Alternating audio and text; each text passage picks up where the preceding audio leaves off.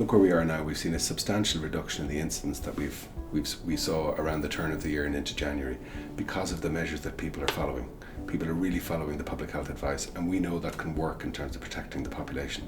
But we're now also in the position where we're rolling out vaccines which will protect individuals from the severe effect of this infection. And we believe in time, we have a strong hope, will also show benefit in preventing people who are given that vaccine from passing the disease on to other people.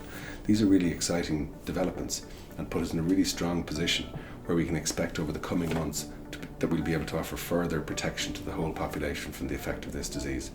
As we go on, we as individuals and society will have to keep up a standard of public health practice as we vaccinate, but we hope with higher percentages of the population being vaccinated, we can offer further assurance to people that they are protected against the severe effects of this disease.